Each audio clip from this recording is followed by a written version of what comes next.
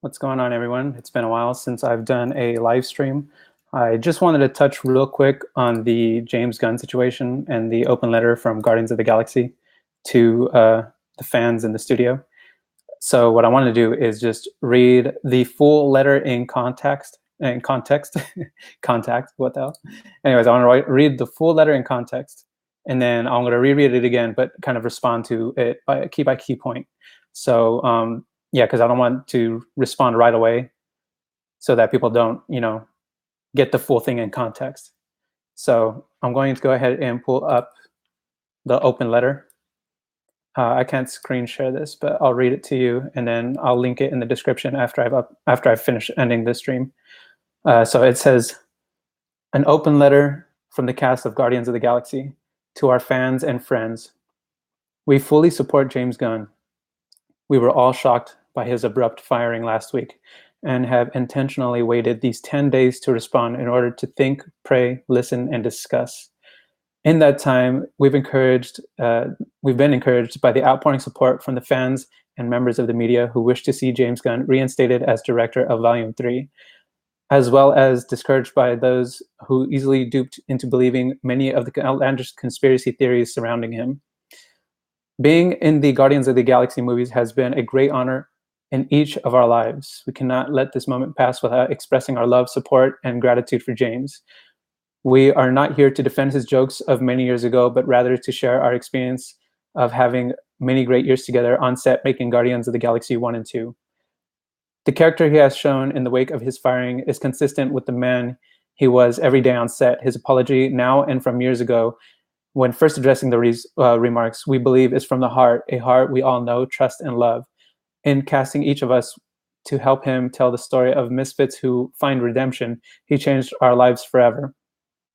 We believe the theme of redemption has never been more relevant than now. Each of us look forward to working with our friend James again in his future. His story isn't over, not by a long shot. There is little due process in the court of public opinion. James is likely not the last good person to be put on trial, given the growing political divide in this country. It's safe to say instances like this will continue, although we hope Americans from across the political spectrum can ease up on the character assassinations and stop weaponizing mob mentality. It is our hope that what transpired can serve as an example for all of us to realize the enormous responsibility we have to ourselves, to each other, regarding the use of written words when we etch them in the digital stone. That as a society, we may learn from this experience and think twice before we decide what we want to express. And in so learning, perhaps we can harness this capability to help heal instead of hurting each other. Thank you for taking the time to read our words, the Guardians of the Galaxy. And then it is signed by Chris Pratt, Zoe Saldana, Dave Bautista, Karen Gillian, Bradley Cooper, Vin Diesel, Sean Gunn, Pom Clemen, I don't know how the hell to say this fool's last name, and Michael Rooker. So, okay, there you have it. That's in full context. That's what the open letter from the Guardians of the Galaxy is to the fans and the media and the studios and pretty much anyone that it's going to be, it's anyone that's going to read this. Now, I want to go ahead and read this again, but this time I will be responding to each of the points throughout the letter. And just before we start, I just want to say that I think that James Gunn shouldn't have been fired. I think that was ridiculous. Obviously, his jokes were not funny and pretty gross. But I think, though, like, joking about something does not mean you endorse the thing you're joking about. Okay, so it's like Dave Chappelle recently, in one of his recent stand-ups, he makes some jokes about Bill Cosby and rape, and it's funny. It's like the joke it's fucked up, but it's funny. And just because Dave Chappelle makes a joke about rape does not mean that Dave Chappelle endorses the rape. It's obvious. You can tell from the context of his jokes. I think what the problem is, though, is that when we joke about things in written form, it's harder to read. It's harder to read that this is a joke unless you truly know this person. Because when we say things, it's a little more obvious by the tone of the way we speak when we are joking. And I think that's the problem with social media. I have a friend of mine, his name is Bunty on Twitter. He's brilliant with Twitter because he jokes a lot. He's like a clown. But when he does a lot of his joking, he actually makes videos. So it's like you see how he's saying these, what he wants to say when he wants to be funny. And it's obvious because he records it and then uploads it, as opposed to when he writes something, there's people who misinterpret it. And then they're just like, what the hell, why are you so mean, or whatever it is they think. But that's why I think people need to be very careful about how they interpret what someone else is writing. And I'm not saying that you could just excuse anybody for jokes or whatever it is that you see someone write on Twitter. I'm not saying you just excuse it because, like freedom of speech or whatever. It's important that we have freedom of speech. And there's, obviously consequences to what we say online and anywhere, really. It's like, it doesn't really matter. Someone could be, never know if someone's actually just recording what you say, like you hear all these leaked tapes of people talking about, whatever the subject is. So I think it's more about people need to calm the fuck down when we read or when we hear things out of context. So even though I don't support James Gunn's like stupid jokes, I still support his right to, not have his career ruined. I don't think his career is going to be ruined, to be honest. That's a bit much. He's James Gunn, okay? He's a brilliant director. He's a brilliant writer. But I do think that and though it's kind of ironic that James Gunn has been advocating a lot of the things that are recently happening to him. That's why I didn't really feel bad for him. Because like James Gunn, I'm like, you were also attacking people on the right who would be banned. Though to be fair, he did try to defend Mark Duplass for tweeting favorably about Ben Shapiro, even though he kind of was talking, James Gunn would be kind of talking shit about Ben Shapiro. James Gunn kind of talked a little bit of shit about Ben Shapiro, but he was still in the same conversation, he was trying to defend his friend Mark Duplass. So it's like, it's obvious like that he understands that there is, nuance to these situations, but he has been more antagonistic to the right. He's been very blind and ignorant about it. And I think it's just ironic that he is now under the gun, of his own rhetoric. So I don't feel sorry for him, but I don't think that he should have been fired. So I'm going to go ahead and we're going to read this letter again, but I'm going to respond to the points that were presented, because I think there's something to be said to a lot that's actually written in this letter. So let's start again. Okay, so open letter from the cast of Guardians of the Galaxy. To our fans and friends, we fully support James Gunn. We are all shocked by his abrupt firing last week and have intentionally waited these 10 days to respond in order to think, pray, listen, and discuss, which was a good move. Though some kind of tweeted a little bit prematurely or whatever, like Dave Bautista said something about, he's being attacked by Nazis or something. I was like, I like Steve Bautista, but I'm like, dude, calm the fuck down. You can't just go around and say, those guys are the Nazis and these guys are like, you sound ridiculous when you say stuff like that. It makes people who are a little more balanced when they understand the political spectrum, like, hey, calm the fuck down. It's not that serious. Anyways, okay, so they took some time to wait to respond. In that time, we've been encouraged by outspoken important support of fans and members of the media who wish to see James Gunn reinstated as director of Volume 3, as well as discouraged by those so easily duped into believing the many outlandish conspiracy theories surrounding him.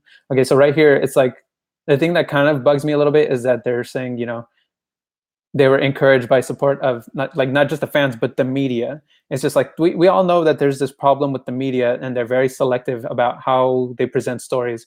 So of course the media is going to be supportive of James Gunn's situation because, he's obviously more left-wing. He's a left-winger, whatever. But it's just like, there's a hypocrisy with people who will be supporting like, okay, let's defend James Gunn, But, if Mark Duplass comes out and says something positive about Ben Shapiro, like we're going to, attack him, or Roseanne says some dumb shit on Twitter, we're going to attack her and get her fired. So it's just, there's like inconsistency about support from the media. And I feel like that's just like hypocritical. Anyways, okay, so continuing with the letter. Being in Guardians of the Galaxy movies has been a great honor in each of our lives. We cannot let this moment pass without expressing our love, support, and gratitude for James. And this right here, it's a positive moment because it's like the cast of your movie that you're making, the cast of a franchise that you're a part of is supporting you through this difficult time. And it's kind of fucked up because no one came to Roseanne's defense. No one came out, aside from James Gunn and a few other people came to Mark Duplass's defense. So it's just like, I hope that he appreciates this because no one else gets this kind of support if you're not left wing, you don't get this kind of support in Hollywood. They will cast you out and they will eat you alive. Okay, so we are not here to defend his jokes of many years ago, but rather to share our experience with having spent many years together on set making Guardians of the Galaxy 1 and 2. The character he has shown in wake of his firing is consistent with the man he was on set every day. And his apology now and from years ago, when we've years now from years ago when first addressing these remarks. Okay, yeah, that's another thing that's true too. James Gunn has actually already addressed this situation years ago. I think this was actually even before he started working for Disney. So this is not the first time that these jokes and stuff have been brought to light. And he actually did make an apology years ago. So it is a little ridiculous that he has to apologize again, and he actually got fired for it. But I think it still stands to say that, no matter what, it's like what you say on the internet is forever. So when you tweet something or you say something on the internet, like you just need to accept and also think before, you write whatever. It's going to be on the internet forever. I'm sure there's a lot of shit I've said on the internet and a lot of things I've written on Twitter or whatever social media platform that, people could bring up and be like, see, you're also an evil person, or whatever it is they want to make out of it. But I think it's also a thing like, you need to like relax. Twitter, especially, people on Twitter need to fucking relax. And Twitter is almost like, I don't know, it's like everyone's internal thoughts like bleeding onto a page because everyone has to keep them bottled up. And it's, for some reason, Twitter seems like the place to be to just unload. It's like you get a magazine clip and you load it up with all your crazy thoughts, and then you like, bam, you shoot it off on Twitter, and then but that bullet can come back and bite you. So it's just like, I don't know, Twitter is a weird platform. It's like, it's great because you can express yourself, especially when there's things that just bother the hell out of you, but it's also is like one of those things can come back and bite you. So it's like, it's a double-edged sword.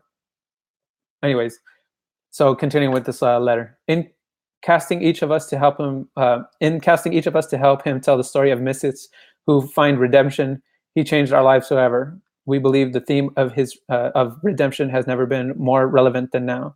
So yeah, who knows? James Gunn more than likely could be hired by Disney again. And I'm saying this again because I think he's obviously he plays in identity politics and he's virtue signals a lot. So I think that probably is going to help him get rehired. And yeah, I don't know. I just think that's the way. I think that's the way the cookie crumbles.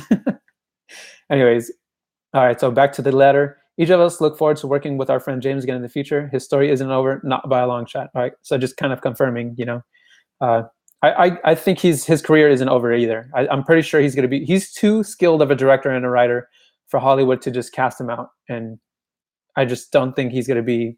I don't think this is the end for James Gunn. Okay, so now this part of the letter is interesting, and I'll explain why in just a moment. There's little due process in the court, and there's little due process in the court of public opinion, which is true. The court of public opinion is very, very dangerous. It's crazy how much your life can change, how much your career can just come to a complete end by the court of public opinion. And it's like with a lot of the Me Too stuff. Like Henry Cavill recently was under the court of public opinion because he had not criticisms of the Me Too movement, but he just had a reaction to why he doesn't date, because of the Me Too movement. And it's not like he hates the Me Too movement. It's just made him feel like, what, I can't date right now. And, it's because everyone's so sensitive about, what the limits are of dating, especially when you want to pursue somebody. So he was under fire for that. And, Mark Duplass was under the court of public opinion. Milo Yiannopoulos was under the court of public opinion when he made similar, pedophilia jokes or whatever. And he was actually a victim of, pedophilia. So it's just, why are we going to accept Milo Yiannopoulos back on Twitter now? If James Gunn can be rehired by Disney and accepted by, not kicked off of Twitter, does that mean that Milo Yiannopoulos can also be accepted back into the social platform, the social media platform? I don't know. Obviously no, but I'm just saying, where is, the balance here? Anyways, I'm not saying this to defend, Milo Yiannopoulos. He's just a provocateur, but I'm just saying, like, it should be balanced. Anyways, James Gunn is not likely the last person to be put on trial, given the growing political divide in this country. It's safe to say instances like this will continue, although we hope Americans from across the political spectrum can ease up on the character assassinations and stop weaponizing mob mentality. Okay, so this is a crucial point right here, because it's like, we've been saying this from the center, people from the center and the right wing have been saying, that mob mentality is a problem. And I used to be, a left wing, on the left wing spectrum. Now, obviously not extreme. I kind of had my own like walk away moment, like maybe 2 years ago, before this whole walk away hashtag blew up. But I didn't, and the thing about walk away too is you don't just walk away from the left wing and then end up on the right wing. That's not how the walk away. That's not how you have to interpret walk away. Okay, walk away just means you can walk away from the extreme left wing propaganda and ideologues and just the craziness of the left wing that it is today. And you can just come to the center and be like, okay, you know what? Like maybe we should just evaluate this, in a nuanced way. So yeah, I think there's just this confusion right now about the walk away movement. It's like people think that you're walking away from the left to the right. Like, why would you go to the right? They're all a bunch of Nazis. It's like, relax. Just because I walk away from the left wing does not mean that I am now just some right wing person. It's like, chill. Anyways, okay, so yeah, I hope that James Gunn understands, that mob mentality he's actually kind of contributed to.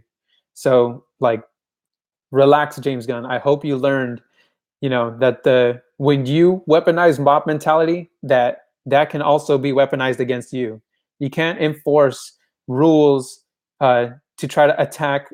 When you try to enforce rules because you think it's going to benefit your side, because you think it's only going to attack, the right wing, don't think that they can't also come back with mob mentality and also, make your life miserable. So why don't we all just, from both sides, stop weaponizing mob mentality? It's ridiculous, and it's it's not going to help nobody. Anyways, okay, so this is the last part of the letter, and then I'm going to end the stream because I got to finish packing, and I'm moving out of my apartment, so I want to finish packing and get the fuck out of here. So here we go. It is our hope that what has transpired can serve as an example for all of us to realize the enormous responsibility we have to ourselves and to each other regarding the use of written words when we etch them in the digital stone. That we as a society may learn from this experience, and in the future will think twice before we decide what we want to express. I'm going to stop right there real quick, because I think I don't want to say dangerous. I think it's dangerous, but I don't want to sound hyperbolic. But it is dangerous to say that you should, kind of be cautious about expressing yourself. I think you have to be, what this should be more like written as is, you need to be wise about what you're expressing and how you express it. Because you shouldn't be afraid to express things. That's how, like some 1984 type shit happens, where people are afraid to speak. And I just think, don't be afraid to express things, but be aware of how it can be perceived and be wise about how you express things. So that's all I'm going to say about that. Don't be afraid to express what's on your mind, but be wise about the words you choose and how you decide to say what you want to say. Because it doesn't really matter what you say. It can always be misconstrued, because people on the internet, everyone has their own assumptions of what you think. They will look at you and project what they think you are with your own words. We have a term for that. It's called straw manning. And it's just like, I don't know. So that's another big problem we have today, is people straw man the shit out of everything. Anyways, okay, so to wrap up this letter, it says, and in so learning perhaps can harness this capability to help and heal instead of hurting each other. Thank you for taking the time to read our words, the Guardians of the Galaxy. Anyway, so that was posted on, I got that from Chris Pratt's Instagram. And I just want to say, I think Chris Pratt's a real gem. He seems like a very genuine human being. And I don't know who's going to watch this stream. If any of the Guardians of the Galaxy or James Gunn or anyone from Disney or any Hollywood figure at all watches this stream and gets this far, I just hope that you all understand that, people like us, like, well, like at least from me, from the center of the political spectrum, because I'm not a right-wing person or a left-wing person. I think that especially today, things are much more complex, than pointing your finger at someone on the right and saying that's a Nazi, or pointing at someone on the left and saying that's a communist, or whatever it is that you want to call someone on the left. And it's helping no one to generalize the opposition, because you want to project them as your enemy. And though I love what Hollywood has to offer as far as movies, because I'm a real big fan of movies, I do think it's a problem with the perception of uh, the viewer, because people have this view of how things are when it comes to a partisan situation. I don't believe that things are partisan, but people do approach it in that way, where they think of it. I think movies do have an effect on how people perceive things, because in movies it's always like there's a protagonist and antagonist. And I feel like people are seeing real life in this way, where it's just like, everyone thinks that they are the protagonist. And everybody thinks that, if you don't agree with me, you must be the antagonist. So people are quick to point the finger at someone else and say, if you disagree with me, or if your opinion is different than mine, or if I don't understand your view, you must be the antagonist. You're the bad guy. And it's ridiculous. It's not helping anybody. It's not helping our discourse at all. It's becoming idiocracy. It's like idiocracy as a nightmare. Like if Idiocracy was a thriller horror movie about, that's what today's political spectrum is. It's Idiocracy on a horrific level. And it sucks. And it's so crazy. It's like when I'm a real big fan of the House of Cards show, right? But when I was started watching that, this is like before Trump, before any of this election bullshit, I was like, wow, this is crazy. So, like politics, I have no doubt that politics can get this crazy. But now in today's political, the political world of today, it's like, it's not at all the way I saw, House of Cards. It's like Idiocracy meets House of Cards. And it's like also horrifying. And it's crazy because it's like in film and in literature, it's like we kind of predicted some of the nonsense that's going to happen, that is happening today, especially like 1984 or Fahrenheit 451. It's like a lot of that stuff is actually happening, especially with people, in their animosity. But I'm just like, it's so strange the way it turned out. It's like Donald Trump is president. This guy who's like, I'm not a fan of Donald Trump, but I don't hate him either. I'm not like a Trump hater, but I'm not a Trump supporter either. I think like there's things he does and I'm like, okay, that was cool. Like that wasn't really that bad.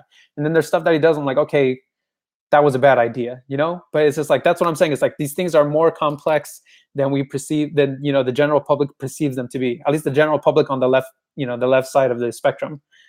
So I don't know, guys. I just had to rant about this. I haven't done a stream in a while, and I just wanted to touch on this subject because I am a James Gunn fan. I'm a fan of his work. I think he's a brilliant writer and director, but I can't stand how hypocritical he is as a person when it comes to the political discourse. Let's see, Bansky Styles in the chat right now says Idiocracy is looking more and more like a documentary.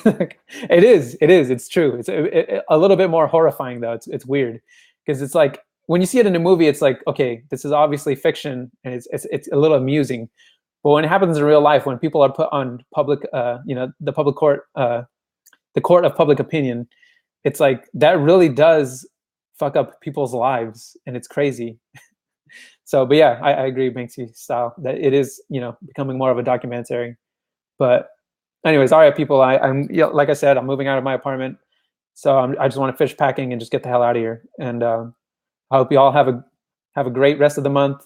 I don't know if you want to leave a comment below. Let me know what you think about the whole James Gunn situation. Are you a fan?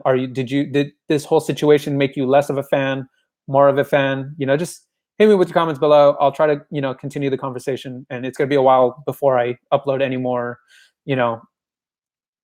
content on any kind of political or social discourse. So everybody have a great night, and I'll see you whenever the hell I do another stream.